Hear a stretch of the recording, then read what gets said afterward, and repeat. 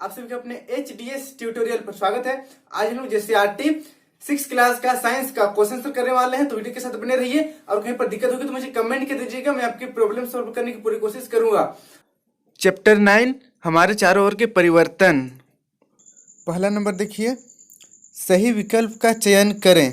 ठीक ना, तो देखते हैं पहला नंबर, निम्नांकित में कौन उत्क्रमणीय परिवर्तन है। तो इसमें हो जाएगा, देखिए ऑप्शन देखिए, सबसे पहले ए नंबर में है पानी का बर्फ में बदलना, बी नंबर कील में जंग लगना, सी नंबर पेपर का जलना, डी नंबर रोटी का सड़ना। देखिए उत्क्रमणीय मतलब जिसको हम लोग दोबारा वापस ला सकते हैं, मतलब परिवर्तन वापस आया जा सकता है। तो इसमें ए नंबर हो जाएगा पानी का बर्फ में बदलना, क्योंकि जब पानी बर्फ में बदलता है उसके बाद हम लोग फिर से बर्फ को पानी में बदल सकते हैं। लेकिन बी नंबर देखिए, कील एक बार जंग लग गया तो लग गया, वापस हम लोग उसको ठीक नहीं कर सकते हैं। फिर सी नंबर में भी पेपर जल गया तो जल गया, वापस पेपर को ठीक नहीं किया जा सकता है। उसी प्रकार डी नंबर भी रोटी का सड़ना, सड़ गया तो मतलब सड़ गया, अब ठीक नहीं हो सकता है। इस तरह यहाँ पर ए नंबर पानी का बर्फ में बदलना। फिर दूसरा नंबर का सवाल देखिए, निम्नांकित में कौन अनुक्रमणीय परिवर्तन है। तो इसमें ऑप्शन देखिए, एक नंबर में है पानी में नमक का घुलना, बी नंबर बर्फ का पिघलना, सी नंबर कोयले का जमना, डी नंबर कील में जंग लगना। तो इसका आंसर हो जाएगा डी नंबर कील में जंग लगना। क्लियर है। फिर तीसरा नंबर का सवाल देखिए, निम्नांकित में कौन लाभदायक परिवर्तन है। ए नंबर फल का पकना, बी नंबर भोजन का सड़ना, सी नंबर दूध का खट्टा होना, डी नंबर कील में जंग लगना। तो यहाँ पर ए नंबर हो जाएगा आंसर, फल का पकना। फिर 4 नंबर का सवाल देखिए, जब बर्फ पिघलकर पानी में बदलता है तो इनमें से क्या परिवर्तन नहीं होता है, या इनमें क्या परिवर्तन नहीं होता है। तो इसका ऑप्शन दिया हुआ है, देखिए ए नंबर स्थिति, बी नंबर आकार, सी नंबर ताप, डी नंबर अवस्था। तो इसका आंसर हो जाएगा बी नंबर आकार। क्लियर है, बी नंबर हो जाएगा आंसर। फिर नेक्स्ट नंबर का क्वेश्चन देखिए, बर्फ पिघलकर जल बनता है, यह किस प्रकार का परिवर्तन है। तो इसमें आप आंसर लिखिएगा उत्क्रमणीय परिवर्तन है, क्योंकि बर्फ पिघलकर जब जल बनता है तो हम लोग जल को फिर से जमा कर बर्फ बना सकते हैं। आगे लिखिएगा आप, जिसमें बर्फ पिघलकर जल में परिणत हो जाता है, इससे आकार में परिवर्तन होता है।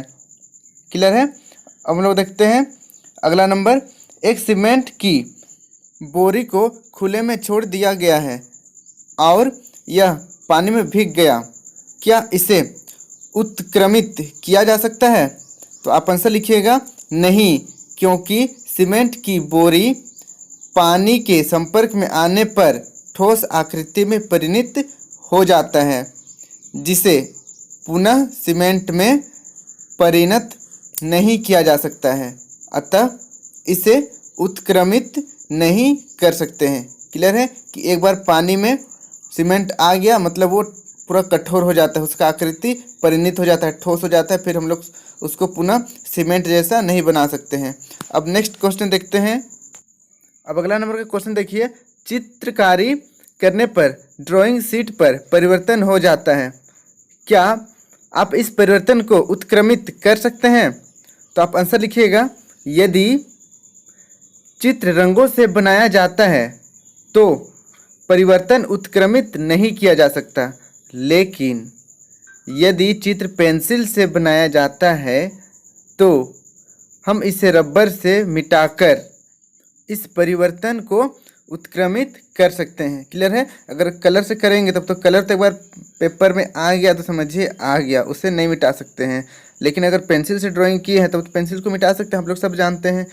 अब नेक्स्ट क्वेश्चन देखते हैं हम लोग, उत्क्रमणीय तथा अनुक्रमणीय परिवर्तन को उदाहरण देकर स्पष्ट करें।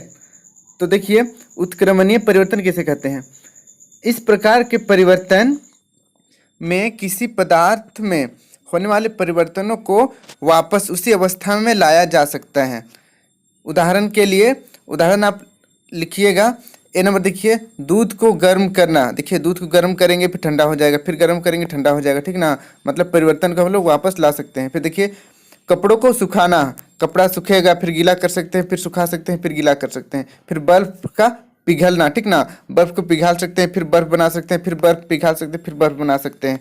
तो इस तरह ये सब जो परिवर्तन है उत्क्रमणीय है। अब देखते हैं हम लोग अनुक्रमणीय, मतलब जिसको हम लोग नहीं बदल सकते हैं, ठीक ना, वापस नहीं ला सकते हैं। तो इसमें आप लिखिएगा, इस प्रकार के परिवर्तनों में किसी पदार्थ में होने वाले परिवर्तनों को वापस उसी अवस्था में नहीं लाया जा सकता। उदाहरण के लिए ए नंबर में अंडा का उबलना, एक बार अंडा उबल गया तो उसमें से चूजा बाहर नहीं आएगा। फिर बी नंबर दूध का दही में बदलना, एक बार अगर दूध दही में बदल गया तो वापस उसको दूध नहीं बना सकते हैं। फिर सी नंबर फल का पकना, फल पक गया तो समझिए पक गया, वापस कच्चा नहीं हो सकता है। क्लियर है? तो ये फिर नेक्स्ट नंबर का सवाल देखिए, कागज का जलना एक अनुक्रमणीय परिवर्तन है, परंतु पानी का उबलना एक उत्क्रमणीय परिवर्तन है, समझाइए। तो चलिए आंसर लिखते हैं इसमें। जब हम कागज को जलाते हैं तो वह राख एवं धुएं में बदल जाता है, जिनको मिलाकर पुनः कागज तैयार नहीं किया जा सकता है। इसीलिए कागज का जलना अनुक्रमणीय है, परंतु पानी को गर्म करने पर जलवाष्प बनता है जो फिर ठंडा होकर जल में बदल जाता है। इसीलिए पानी का उबलना उत्क्रमणीय परिवर्तन है। क्लियर है? अब हम लोग नेक्स्ट देखते हैं। अगला क्वेश्चन है, क्या यह संभव है कि एक ही वस्तु में उत्क्रमणीय तथा अनुक्रमणीय दोनों परिवर्तन हो सकते हैं? उदाहरण देकर समझाइए। तो यह संभव नहीं है, ठीक ना, बिल्कुल संभव नहीं है। आप आंसर लिखिएगा, यह संभव नहीं है। एक ही वस्तु जब उत्क्रमणीय परिवर्तन कर रहा है तो उसमें फिर अनुक्रमणीय परिवर्तन करना असंभव है। क्लियर है? फिर नेक्स्ट नंबर का क्वेश्चन देखिए, क्या पदार्थों में परिवर्तन स्वयं हो सकता है? अपने उत्तर का कारण दें। तो चलिए देखते हैं कि परिवर्तन अपने आप में होता है या नहीं होता है। आप आंसर लिखिएगा, पदार्थों में परिवर्तन तभी संभव है जब उस पदार्थ को किसी पदार्थ से, मतलब किसी दूसरे पदार्थ से अभिक्रिया कराई जाए, अन्यथा उसमें परिवर्तन स्वयं नहीं होगा। क्लियर है? तो इस तरह अब नेक्स्ट क्वेश्चन देखते हैं। बैलगाड़ी के चक्के के ऊपर लोहे का रिम किस प्रकार चढ़ाया जाता है? यह किस प्रकार का परिवर्तन है? तो चलिए देखते हैं आंसर।